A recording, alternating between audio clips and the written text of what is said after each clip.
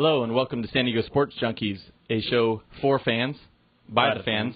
My name is Josh Taylor. You can follow me on Twitter at SDFan2378. I'm with my host. I'm Justin Smead. Good to see you guys. You can follow me at Twitter at BoltsPride21. We're always kicking down good news for the San Diego area and generally just any news, San Diego topics, Padres, Aztecs, Chargers. Yeah, tweet us during the show. We'll be more than happy to answer your questions on the show. We also have Jason Eidsmo. He's our producer. You can tweet him, actually, at LBHost during the show, and he'll be relaying those questions to us. We're going to move right ahead, to the Padres Weekend Review. You know, we've been 2-1 since the All-Star break. They're 7-3 in the month of July. They've been playing some really good ball. Oh, yeah. And, we got this homestand coming up with Houston and Colorado. Hopefully we can string together some wins and make up some ground in the division. Oh, yeah, 2-1 out of the gate. We expected maybe a better half here, and obviously on the road, Dodgers, good team. 2-1's awesome, and the way the games were won were exciting. And, we're just looking to carry some momentum into the second half of the year. Absolutely. Speaking of the All-Star game was just past Houston Street, our representative. Unfortunately, didn't get any playing time, and, that's kind of... it's discouraging. Yeah, very discouraging. Well, I mean, imagine him. He had to go hop on a plane, first time being in an All-Star game, and now he's going, okay, cool, when do I get in? And it just didn't happen for him. I feel bad for the guy, but you know what? He was a representative, and he repped the city well, and he's wearing our jersey, so that's really all that matters. Right, and we'll jump into that a little bit more as the show goes on. Mm-hmm. The first game, Clayton Richards throws a gem. Unfortunately, the offense couldn't come up with the big hit. I mean, where it's 1-0 late into the game, and they get lucky, hit a 2-run home run, and that's it. Yeah, unfortunately, some pitching performances that have been outstanding this year have been wasted for the lack of hitting in certain scoring situations with runners on base. So, a little discouraging there. But you know what? He's pitching well. And if he continues to do that, he's going to eventually get some runs. So we'll see what happens in the future with his future starts. Right. And, I mean, the defense behind him has been really well. Cameron Maybin, a.k.a. Spider Maybin, was number 4 on Daddy Longlegs. Right. Daddy Longlegs was ESPN's top 10 play again. He's really been flashing the leather out there. Kind of exciting to watch. Oh yeah, and if you didn't see the play, you need to YouTube it because it was exciting and outstanding. The guy makes a sideline type of catch. He's not really have a direct beat on the ball. Goes crashing into the wall and pulls it in and steals a homer and keeps that run off the board. So awesome play by Cam Maybin, Daddy Longlegs. Daddy Longlegs. Yeah, I like that. Buddy. Yeah. Cabrera. Kind of some exciting news if you guys didn't see it. The second game after the All-Star break, Padres are down a run late in the game. We actually had one strikeout from losing that game. Right. And Cabrera catches everybody off guard, steals home. Jansen throws the ball over the catcher's head. Oh, yeah. Venable scores from second. Unbelievable. Amazing. You had 2 outs, and you got 1 out to go to close the game up, and Jansen turns his back, and Cabrera goes crazy down the line. Right. And scores from third. And sure enough, Venable doesn't even stop running. He goes through a stoplight of Hoffman, and he scores to pretty much win the game. Houston Street comes in and shuts down the door again. So exciting stuff. If you didn't see that one, go to our Sports Junkies page on Facebook, and we SD Sports Junkies, Facebook.com SD Sports Junkies. Right, and we posted that video as well, and just exciting, man. You don't see that play very often in baseball, period. So. Yeah, incredibly exciting. I mean, my girlfriend, and I hate to admit it, but she watches the Padre games, but more so if we go to the game, I'm watching the game, she's kind of checking out the fans. I mean, right. But she was telling me she's up at her parents' house, and she tells me that she literally leaped to her feet, was cheering. Yeah. I mean, for somebody who doesn't normally follow the Padres, right. To get excited like that, I mean, it's some really exciting stuff. Oh yeah, that's one of those plays, man. You don't see that. It's a very rare play, and glad it was a Padre who did it. So right, and won us the ball game as well. Right, so absolutely. Moving forward, last night the Padres pounded the Dodgers late. I mean, put up 7 runs late in the game like right. that was huge. Well, there were huge uncontested errors. I mean, you've seen the error side of it. There was 5 errors by the Dodgers, and that's really going to help the Padres. Obviously, I mean, they counted for 4 runs, I believe. So awesome. I mean, good job. Jerry Harrison Jr. throws a rocket ball from third and sails over. Fans a souvenir. Exactly. And so, I mean, just awesome stuff, and way to take the series from the Dodgers. I mean, the Dodgers are a darn good team, and 2-1 out of the gate. I'm excited, like you said, with the Rockies and the Astros here for the next few days. We could get some momentum, maybe climb back in, maybe shoot for a third-place spot, at least. You never know. I mean, we've been playing really well. I mean, the bats have been really picking it up since we got this, young infusion onto the roster.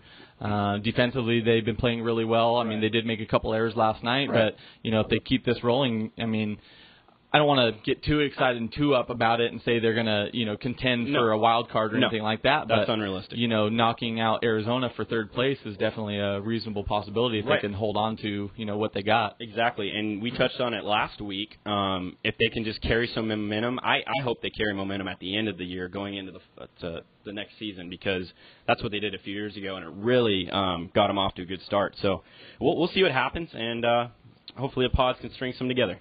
Right. Tonight they got Wells in a rematch against his hometown team, the Houston Astros. David Wells, right? Yeah, David Wells. This just in. Yeah. With David, now you got me saying David Wells. Thank you. Kip Wells. Sorry. Is pitching tonight, and last time out, he pitched 5 strong innings against Houston. Only had 1 run given up until he made that play that ended up costing the game. But I mean, there's a good chance that we can get off to the right foot here at home with Kip on the mound. Yeah, it's the same goes for Kip Wells and Jason Marquis, 2 guys you didn't expect to be in a rotation this year for the San Diego Padres, but they've been a pleasant surprise, and they've been all right. They haven't been that bad, to be honest with you. And you're going, man, we're just getting these guys from their retirement home, aren't we? Because they're hanging out at the local, 5 and Diner, maybe down at Denny's at 7 o'clock and hanging out. Hey, do you want to pitch today? I mean, seriously, these guys are kind of old, but done a darn good job this year, and we'll see what happens in the future with these guys. Would it put it past you if they did sign David Wells? No, it wouldn't. Not at this point. And where's Kevin Brown when you need you? And Sterling Hitchcock. Yeah. Let's bring the fans to the stands. Don't forget Woody Williams is always a big fan favorite to bring back. Yeah, Woody Williams action. That'd be cool. Yeah, I like Woody. So GM Josh Burns was recently quoted as saying that he does not want to trade anybody. He likes how the team's gelling. He likes the chemistry, he likes the young infusion. They've been playing really well. Like I said, they're 7-2 in the month of July, and they really want to build on that. What's your take on that? I mean, do you agree? Well, where I stand on it, like you said, we don't need to trade anybody. We have control of these players. There's nobody that needs to be traded unless which we touched on last week. They have to get the right pieces and the right fit, major league, I'd say AAA ready guys. For me, it's hit or miss. It's 3 of these guys are on the rumor blocks. I wouldn't care if they didn't trade any of them, and I wouldn't care if they traded all 3 because of the pieces you can get back. But for next year, hopefully, like we said, the ownership, maybe we can sign a couple of these guys long term, and they can fit in our plans next year. Absolutely. So, who knows? I mean, we really need to keep building on what we're doing. I mean, the front office has done a really good job recently with trades, and we can't just let somebody walk away. No. There's nothing more frustrating as a fan to watch somebody just walk away and not get anything in return. Especially when they go to contending teams. Right. And you got to watch them do well in the month of October, and you're sitting at home scratching your head going, man, that sucks. I mean, and we're fan favorites of these guys because they're play for our team. So you root for them, and it would suck because Quentin's a hometown guy. You don't want to see guys, Adrian Gonzalez type, you don't want to see guys like that leave. You just don't. And so, that's my stance on it. I either way, I don't care. But if you do, get the pieces in place. So. I think Burns saying that is that's just him kind of making it look like we're not as desperate as we are. I think they do want to move some people. I agree with both of you. We don't want to just move somebody to move somebody. Right. We got to be the right thing. Him saying that made it. I think it's just him posturing a little bit. He's sugarcoating it. I'm sure to make it look like we don't really want to trade something, so we get something better. Because all that stuff stays so private anyway. Right. And it's in-house stuff. But you know what? Yeah, he's sugarcoating a little bit. I mean, it's inevitable. They're talking to millions of teams about different players, and we'll see. I think 1 or 2 deals happen with the Padres. Right. I mean, they would be kind of stupid if the right thing came up just to stand pat on his comment and not trade anybody. Right. I mean, if the right deal comes up, they got to pull the trigger on it. Right, exactly. I mean, definitely have to pull a trigger on something sweet, and hopefully they do. I mean, if we can get the help, and it just bodes well for next year. Right. Need to shout out to at SD_Sporting News.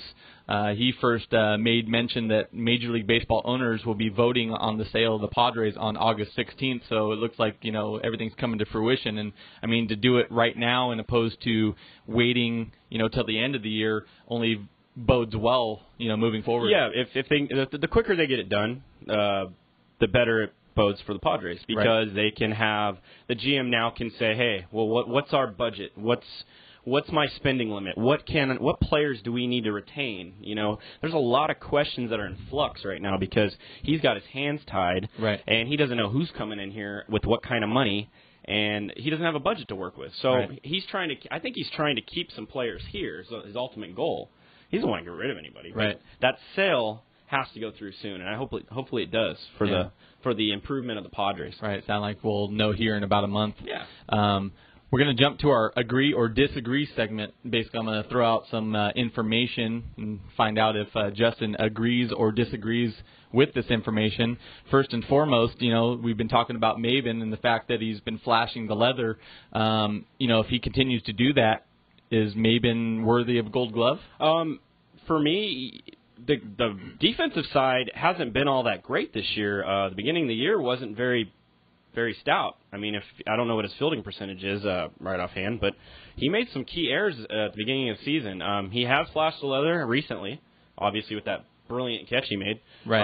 ESPN all day. The last couple weeks. And Petco Park to me is to everybody is a huge outfield, and he patrols it really well.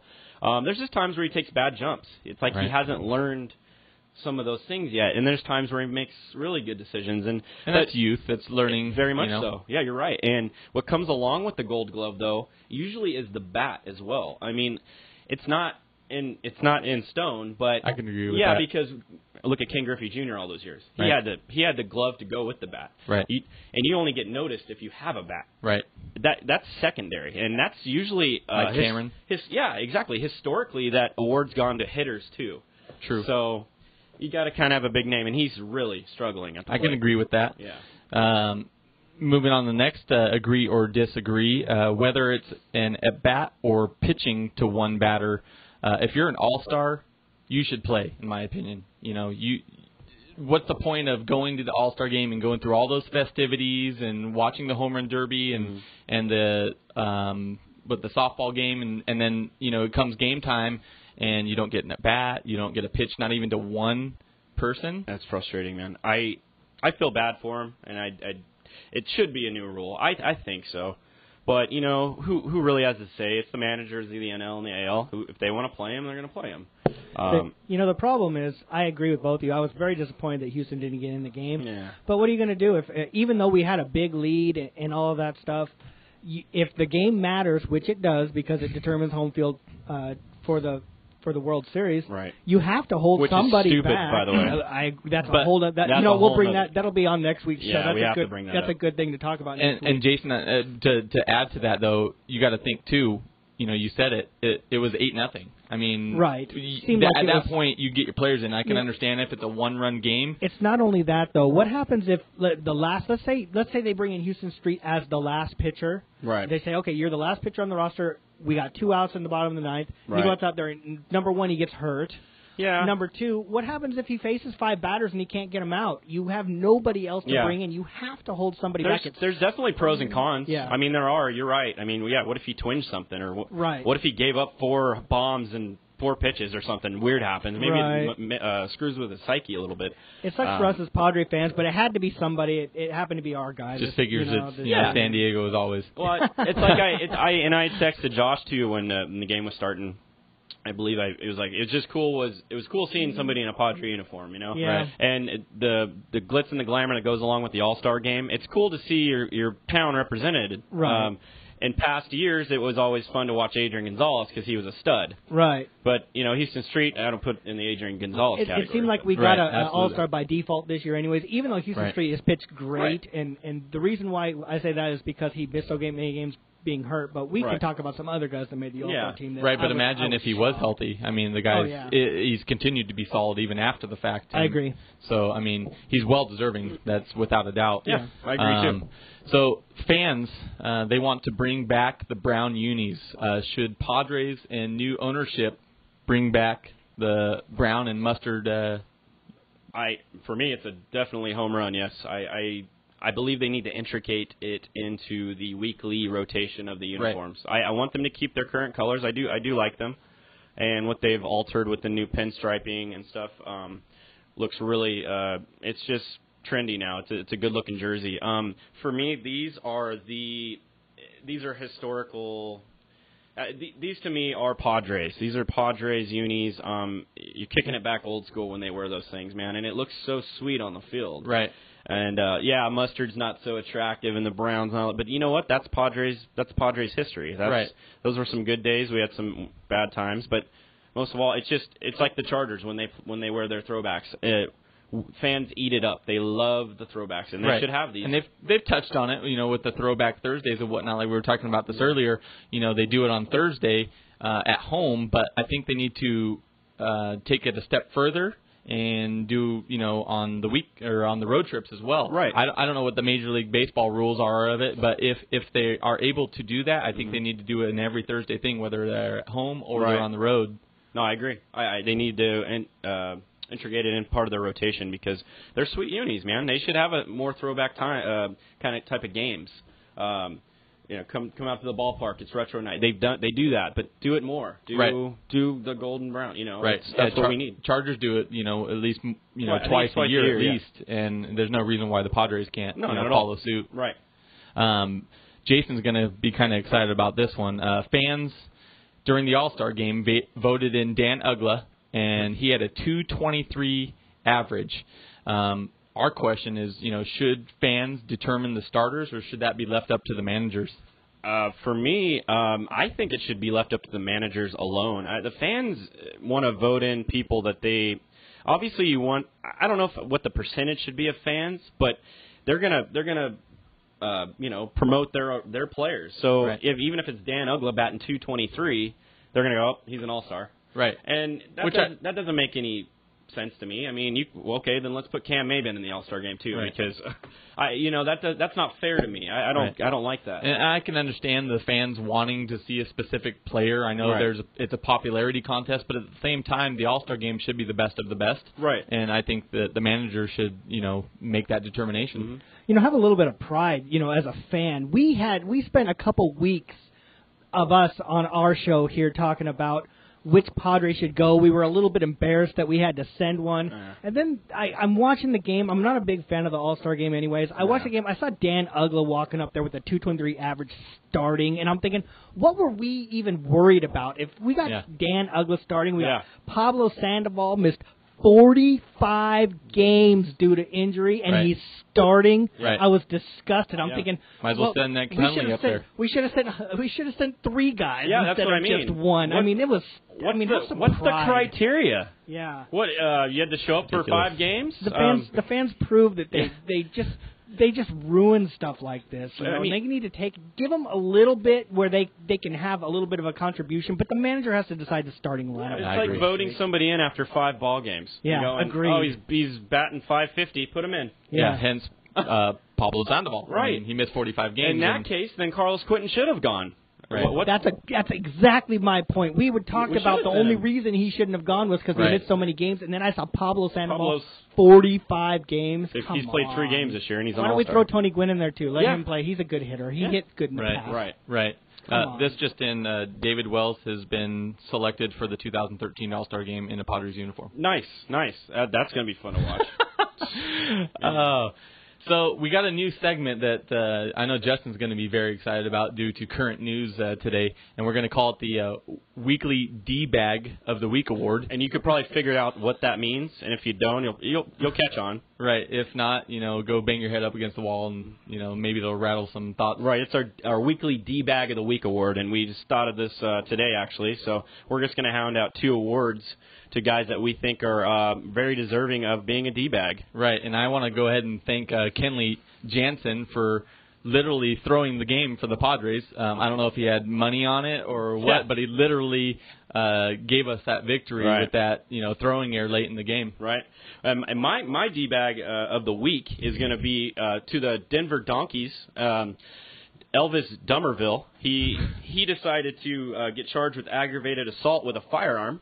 That's always good to start up your season, right? Must have been hanging out with Plaxico. Right, because because when you walk outside, you definitely need to carry a pistol with you. I mean, that's in all facets of life, right? When I go to the supermarket, I better be strapped and loaded because I don't know if Grandma in the produce aisle is going to give me hell for the bananas I'm taking, Right. So, yeah, why not? But, yeah, he's my D-bag of the week, and for all you Bronco fans out there watching, you're going to learn that we are very anti-anybody AFC West. Yes. So for all you Bronco fans, you're probably not watching anyway. But if you are, you know what? That's a great start to your season. Aggravated assault with a firearm. Good job, Denver Donkeys. Put that in national news. There you go. D-bag of the week. Raiders what? Light them up. Yeah, that's great. New Raider Nation, a.k.a. Denver. Yeah. What do you need a gun for? What are you, a hip-hop member? Do you roll with the crew? Right. What is? And he was in Miami. Right. He's in Miami, and the season's about to start. Nothing good happens in Miami. Whenever you hear about any of these guys getting busted, it's always in Miami. You should be getting ready for the season up in Denver, right? Getting used to that mile-high air. Not being down partying in Miami. With a gun. Were they going to say next that LeBron was in the backseat? Yeah. Yeah.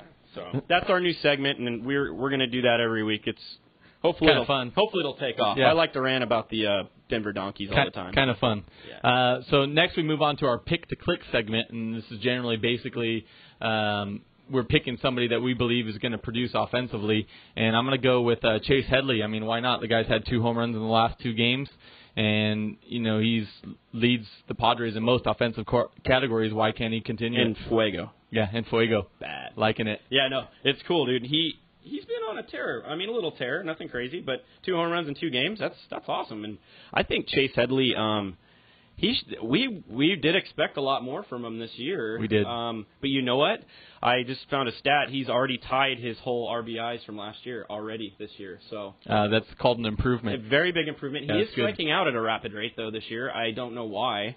But I can take that, though, if the production numbers are up. If the home runs and RBIs are up, I can take a couple more strikeouts. Yeah, 10 jacks on the season, and I think he's batting a little below 300, right? 280, somewhere in there. So, yeah, consistent guy. My pick to click for myself is going to be Logan Forsythe. The guy's very consistent. He can play the infield well. He's batting .303 on the season. He's got 2 home runs and 9 ribbies.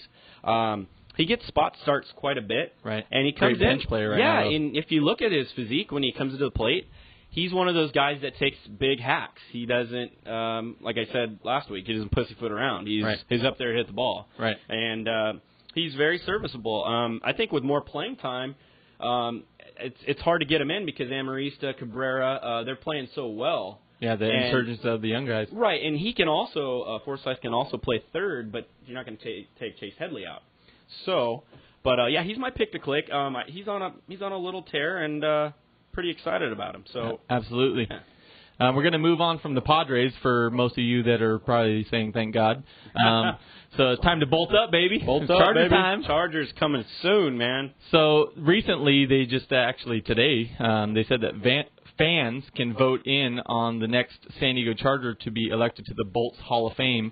They have the names of Darren Bennett, Natron Means Business, and Anthony Miller. Right. You can go on to www.chargers.com/HOF, and the voting continues till September 17th. I think it's great. That's a cool little thing the fans can do. I mean, absolutely. I personally, for me, I've always been a Natron Means Business fan. Means Business, when baby. he was early in the '94 seasons and early '90s, when Boomer would do the boom, boom, boom, when he'd pound up the middle. Natron Means Business, dude. He's up the middle. He's rumbling, on the side, bumbling, stumbling. And Natron could just fly for a big man, and he'd run people over. It was cool, man. I miss those Berman days. Do you remember Chris Berman's original nickname for Natron Means? I don't. He called him Natron Refried Means. Oh, nice. That's what he started with. How creative is that? Yeah, I actually like that one better. Yeah, Means Business is pretty cool, though. Yeah, I'm going to hijack your topic here a little bit. Yeah, go ahead. What a terrible idea. I'm sorry, guys. No? What a terrible idea to leave it up to the fans. I just went off. The fans know how to completely ruin something like this. You're talking about the Chargers Hall of Fame, and I understand. Yeah, but they're given 3 well-deserving people to do it. I'm a huge Natron Means fan. I was a big Anthony Miller fan, but let's be honest. Natron Means was a great player for 2 or 3 years, maybe 4. Anthony Miller was a 6 years. Great player for he was a good player for Special 6 teams, years, but he was a great player for maybe 2 or 3, and then he left and went to Denver, which I was a little bit butthurt about. It's Enver. There's no D in Denver. And then a punter. Yes. There's no D in Denver. It's called Enver. The fans should have absolutely no say in this at all. It should be the Chargers who decide. You have a good point. I just think that, like, for me, I think you have a really good point. I know they could probably screw it up, but I think they'll go with who they feel was their favorite Charger. And if they are going to be deserving of an award and they are voting them in this situation, and this is who it's going to be, I think the fans should have some say in it because the popular Chargers might rule out. I think it's a good thing. I don't know about maybe it's like 50-50 cut. Maybe the organization should have a. Maybe let the fans nominate and let the actual Chargers decide. With all that being said, I still think that Darren Bennett should be. If I had to choose, I should think Darren Bennett, and I'm going to tell you why. Number one was I know he's only a punter, but it's still a job. It's still a position. That's number one. He was very good at it. He was very good at it for a long time. Yes. And, I was talking to Darren from PFP Sports earlier today, and he made a great point. He completely revolutionized the punting. The backward spin punt. Exactly. Mm-hmm. He is the one who started that. Now every Mike Cyphers, punter does it. Yeah, he taught Mike Cyphers. Yes. And Mike Cyphers, I remember when we were going on our runs in 07, 08, he was pinning guys. He won 2 or 3 ball games for us on that run we had, 13-3. How does your punter win a game for you? And I remember that. Field position. Every time you would pin him at the 5, dude. Exactly. And so they have to go 95 yards instead of 80 yards. With Darren Bennett, and then he taught it. But now all the punters are doing it now. Right. But Darren Bennett started that, and I think that of those 3 guys, he's the one that the Chargers should put in the Hall of Fame. Yeah, no, it's a cool little story on it. It'll be real quick. Darren Bennett walked on to the practice Charger to do a Chargers tryout. He was vacationing here with his wife or something. It's a cool little story, and he ended up making the team. So I mean, Ozzy. Yeah, he decided he was I can punt, So let's see what he can do. He gets out there and he starts drilling the ball, and they're like, "Oh, we really like this guy. Yeah. Where'd you come from, Australia?" Well, they're used to kicking rocks over there, so a football ain't nothing. So it's a cool little tidbit on him. But yeah, I miss that guy. And I liked his accent a lot. So. So moving on, since we're wasting so much time on that, thanks, Jason. Sorry, guys. What does the Chargers need to do to better improve on last year? For me, it's going to be ball control. Don't make the mistakes. We lost. We obviously lost that one game, Kansas City, in Monday Night Football because of a fumble. Phillip Rivers muffed it. But I think turnovers are going to be a big deal this year, Josh. Yeah, they better be. Yeah, and they need to put an emphasis on it this year. Ball control. Ryan Matthews cannot fumble the ball this year. He's in his 3rd season, right? Right. He needs to step it up. He's a Pro Bowler now. He has a fullback in front of him. So, ball control. Ball security. Right. So, that's mine. NFL has changed the blackout policy. Jason had touched on this earlier. The Chargers, in general, are not interested in that change because they know if they change it for one game, it's changed throughout the season. Do you want to touch a little more about on that topic?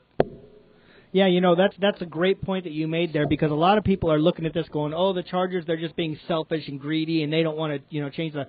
That was the NFL's way of trying to be more fan-friendly by offering nothing. Right. Because you're going to change the blackout policy, but don't make teams stick to it. Right. And it was not a fair thing to do to teams because you're not going to sell out a game to Jacksonville, but then make it so when a better team where they know that they can sell the tickets make the same level as the game against Jacksonville. It's not fair. It's not right. I don't blame the Chargers. I wish the Chargers would have done it, but I don't blame them for not doing it. Right. It's like all of a sudden you got the Patriots coming in, you got 30,000 fans when it's a 70,000 fan stadium. Exactly. Because let's be honest with you, it is fun to go to the games, and it's a complete different experience.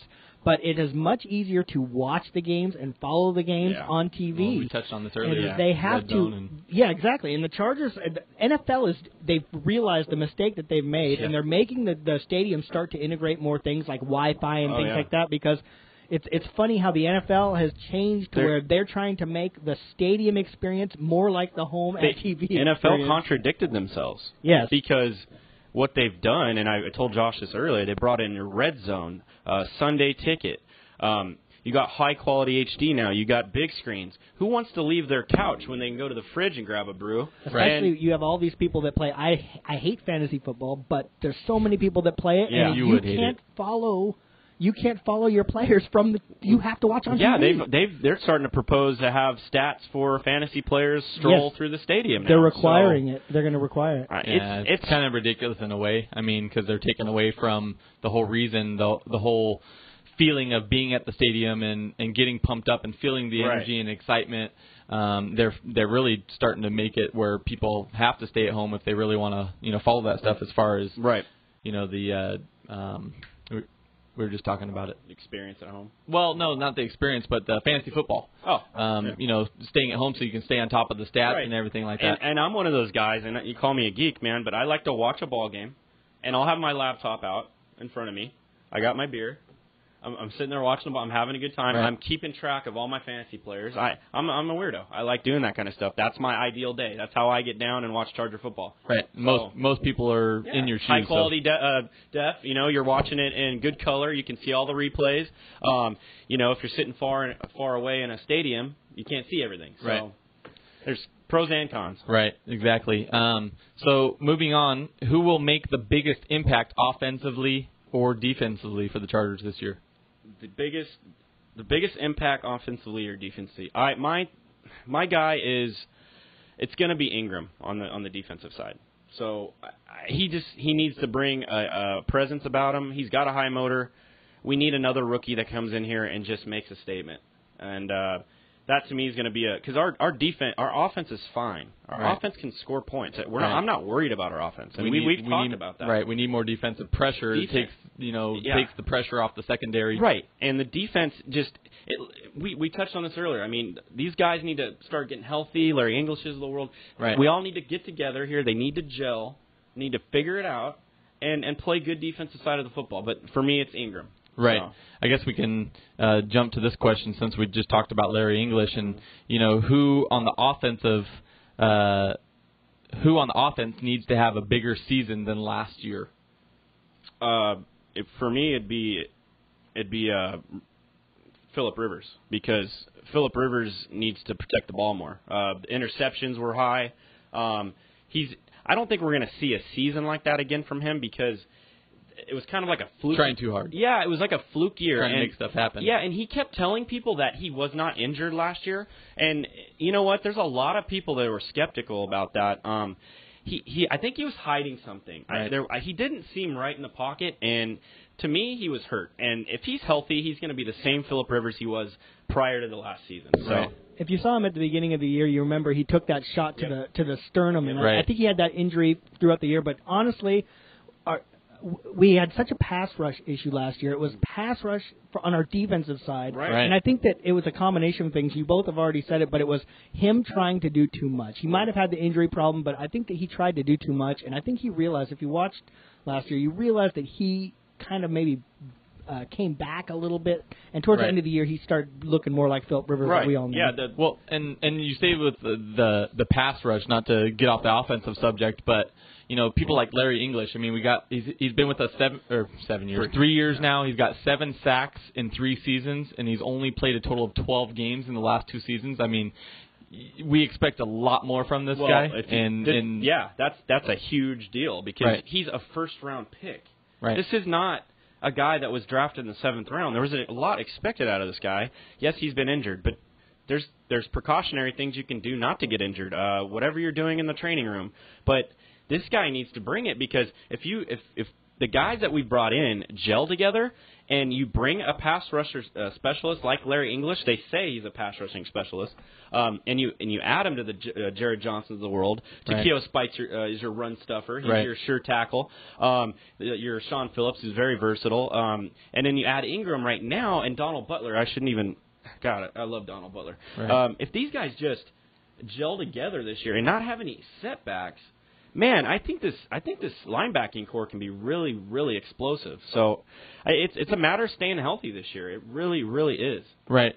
I mean, and with Larry English, I mean, I hate to use the word bust, but if he does get injured again, or if he has a really off year again, I mean, it's a make or break season for him. Exactly, it's make or break. I mean, you can't keep investing money in somebody that's not producing. Right. The thing that's tough about him is the very few times we've seen him on the field, he can play ball. Yeah. It's not like Buster Davis where he had the injury problems, but we didn't really see a whole lot from him when he played. You'd see little flashes and stuff. Right. Larry English can play ball. He just can't stay healthy, and that's very frustrating. And that's why they don't want to let him go. That's why I'm afraid that they're going to release him. He's going to get picked up by somebody else, and he's going to have 15 sacks. Yeah, exactly. Right. No, I hope he can have a big year. I hope he can stay healthy because he could be a key part of that defense. I mean, you must be able to play ball if you're a first-round pick. Right. Right. And I know AJ went a little overboard, and he kind of went out in a different stratosphere with that pick. Everybody's kind of scratching their head, but you got to be able to play some ball.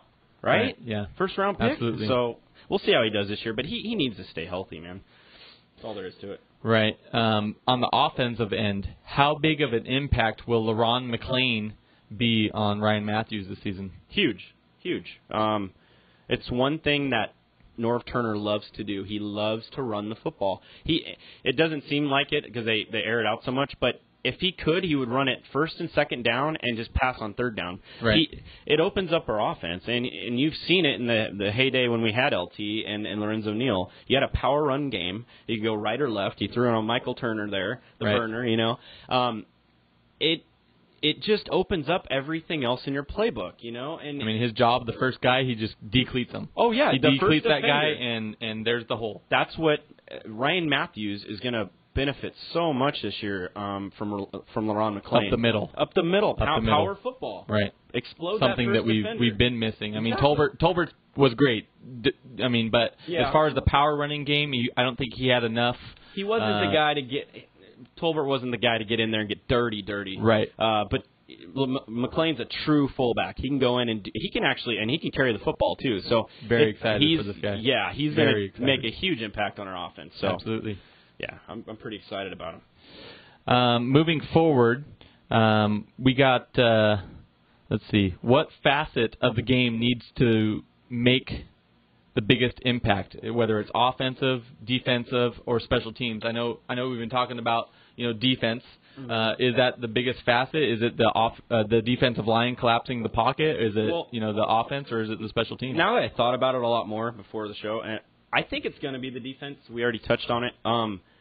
Special teams really cured itself last year. They did a darn good job. Rick Bisaccia came in from Tampa Bay, and he's a highly touted guy, special teams coach. People rave about this guy. One thing that AJ wanted to do and bring in was a guy that had stability at a special teams unit. He wanted to bring in a little fire. Right. The guys played a lot better last year. They took care of the football. There wasn't anything crazy. Remember all the penalties we were getting, drop balls. Right. It really cured that last year. I thought we did a better job. And for me, it's going to be defensively pass rush. Right. Get after the quarterback. Right. And that, like we said, makes everybody else's job a lot easier in the secondary. In the secondary, right. And then when you get that pass rush and you put the quarterback under pressure, then turnovers happen, and that's another thing that if they improve on over last year, it's a different story. Right. Exactly. Yeah.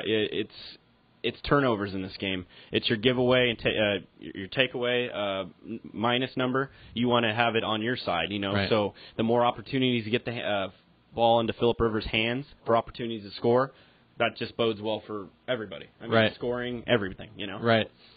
Moving on, we're going to talk a little Aztecs briefly. I want to shout out personally to Tony Gwynn.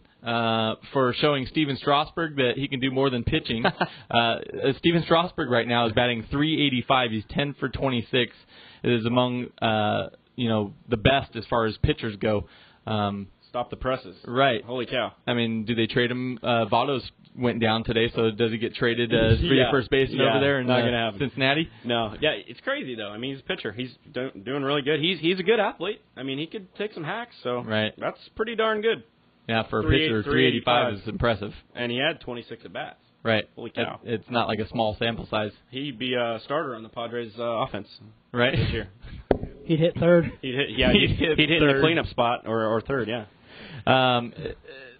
With SDSU basketball switching to the Big West in 2013, what impact will it have on the recruiting? The recruiting, to me, has so it's just a great topic. It's grown leaps and bounds. We know that. Steve Fisher, Brian Dutcher, Tony Blanding. They've just done a great job of going into kids' homes and really recruiting their parents and getting them to hop on board with them and their program. Because Aztec basketball for the last 3 years is just it's gone from here through the roof to here. I mean, it's been amazing what Steve Fisher and coaching staff's done. Now they're bringing in kids like Winston Shepard, Dwayne Poleys of the world, in the transfers. They're bringing in better guys, and to me, it's not going to affect very much. A kid's not going to go, well, we're not going to go to the school because we're playing in a weaker division. That should only boost their morale because and you got better TV coverage. Exactly. So you got more people, right? You got more people that can see the Aztecs play, and they're going to want to see the show and how exciting it is and the atmosphere. Because ESPN they cover Big West basketball and college, so they see all that excitement and whatnot. And why can't my kid play there? And that's what you pitch when you're recruiting. You say, hey, do you want to be on TV every week? Is that something you would like to do here? Would you like to play for a national title and get to the Sweet 16? Right. Would you like to have a spot in the NCAA tournament every single year? Right. So, and what do? We cut down nets because that's what the Aztecs do, right? Right. Win, cut down nets. See, it's all golden, man. Once it gets contagious, kids see the limelight. Viejas going nuts. They want to come here, and I don't think that's going to affect just because we're going to a new league. Right. So. We're going to move on to one of our last segments. It's 4 questions. Basically, you, the fans, can tweet us during the show, during the week. We're going to take those questions and we're going to bring it onto the show. We really want your input. This show is your show, and, we're just fans bringing it to light. With that first question, how does a smaller receiving core impact the Chargers' offense? They did downsize, that's for sure. Yeah, definitely, but got quicker. A lot quicker. And I personally, for me, Vincent Jackson's a huge loss. Don't get me wrong. Guy can play. No doubt about it. He got that contract. Bringing in Meacham and Royal is immediately going to improve this offense. Right. Slant receivers. You're gonna line guys up in the slot. Quicker routes for Phillip to get rid of the ball faster and not just drop back and pass or drop back to pass and throw a deep ball. Well, and the yards after a catch. Exactly. They catch that 10-yard pass and they turn it into 60. The yak. Right. So yeah, that to me just opens up everything else because if you play with a small, look what Drew Brees does. Right. In New Orleans. Right. He has guys where boom crossing patterns. He's 1-2 and out. He's got the ball out of his hands already. And I think the faster Phillip can get the ball out and to these skilled receivers, the harder it's going to be to cover. Exactly. And opportunities. I think Jason can touch on it because isn't this going to help our trick plays too? Norv likes to throw out the trick plays once. Yeah, that's a good point. I hadn't actually thought about that. That's a great point. The only thing that makes me a little bit nervous is Phillip Rivers has throughout his whole career been used to having tall receivers, used to throwing the ball up and having guys that go up and get it, and he's still going to have Floyd, out there to do that, and Gates out there to do that. So it's going to be whether or not he can adapt. Now, of course, I think the world of Phillip Rivers, I think he'll have no problem adapting, but that'll be the interesting thing to watch during the preseason is how's he adapting to the smaller receivers because he's never really had a small receiver. Always got the big guys. Well, it's just going to take time to gel. I mean, with those guys, training camp and also preseason. We'll see they've been raving about Royal. Oh, you haven't heard a bad thing about him. It's going to be exciting to see these guys play, dude. With Royal speed, there's a lot of different things you can do with them. I think it only improves the team. Right. So during the lockout in the NFL, one of the things that the owners were really pushing is an 18-game schedule. Would that have been a good thing for the fans, in your opinion? In my opinion, I don't like it. adding extra games means a guy could go down on your way to the playoffs. An extra game means somebody can get hurt. I think about the negative things that can happen because the negative side outweighs the good things because, yeah, it'd be cool to have an extra game to watch, but not really if your team's already made the playoffs and stamped their ticket and one of your biggest players goes down. For me, it's injury side. That would be my con. You know, I don't see anything that's beneficial other than the networks getting more money. Sharing. Yeah, for the owners. That's the only people really benefiting. Yeah, so I can agree with that. Yeah. I mean, I just don't want. I would hate to see Antonio Gates go down on the last 18th game of the year while we're marching into the playoffs and now going, oh great, here we go. So, when players come over from Major League Baseball from Japan, they go to the highest bidder. Is this the best way to handle this, or should they be put into the draft and available for anybody? Right, and the recent one was Yu Darvish got picked up by the Rangers. I don't think it should go to the highest bidder. I think he should be thrown into the circulation of the draft. Yeah. Why is it that he's a little older, but if a guy comes over here and he's really skilled, how does he just become a free agent if he's never Major played League Baseball ready? Exactly, he's Major League. It should be to the crappiest team that has that first pick of the draft. I think they should be able to get that shot at him. You know? And if he can't pay him, he can move on. Right. They can't afford him. I mean, and it's not only paying the big money, the highest bidder, but they're paying money to have the rights to him, and then they're paying money to sign them. So they're paying the Japanese product, their team, and then they're paying to get them out of there. to sign them. Right. Yeah. I think it's a little quirky how they do it. I don't agree with it. They definitely should be entered into the draft. They're a first-year player. Right. When they say first-year player, he's technically a rookie. That's exactly. Yeah, they're allowed to win Rookie of the Year, so they should be subject to all the other rookie rules. I agree. Absolutely. Even if he is 33 or whatever, it doesn't matter. Rookie pay scale. I mean, it's kind of frustrating, especially for us, Padre fans that have been, can't afford anything like that. So hopefully new ownership will help out with that. Right. Last question here. The last few years of success with the Aztecs basketball program and football program put them on the national map, or is SDSU a relatively unknown small school? See, I go back and forth on this because SDSU basketball has put San Diego State on the map. Right. As far as football goes, they're improving. Leaps and bounds. Rocky Lawn's done a great job there. They're not relatively known for football right now. It's not the Eric Coryell days where he was at State and Marshall Falk was running around all over the field.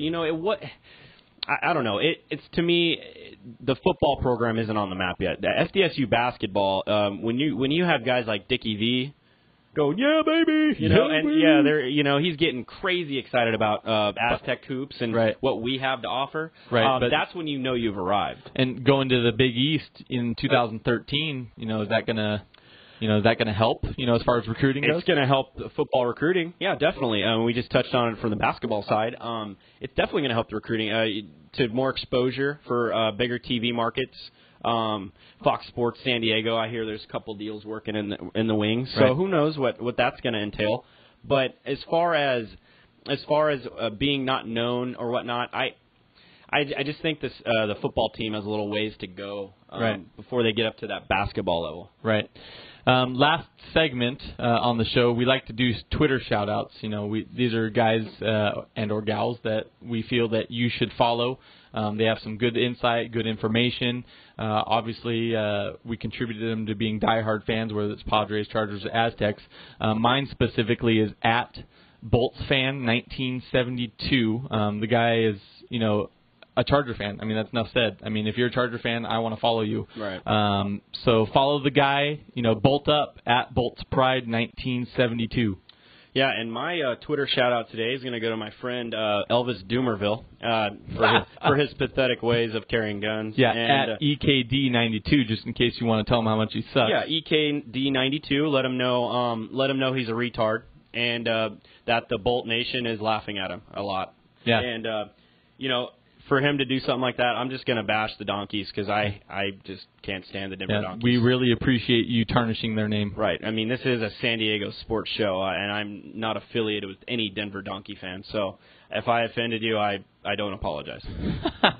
With that said, we want to thank you for tuning in to San Diego Sports Junkies.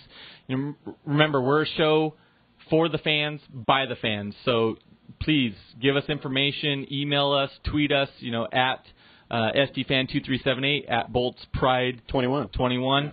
You can email us, San Diego Sports Junkies at gmail.com. Please give us your information. This is your show. We want your information. With that said, my name's Josh Taylor. I'm Justin Smead, and like you said, you can find us on Twitter, and we got Jason in the producer booth. So he'll give you your Twitter on his account or whatnot. But thanks for watching tonight. Yeah, at LB Host is his Twitter hashtag. We thank you for tuning in. San Diego Sports Junkies, we're tuning out. Peace.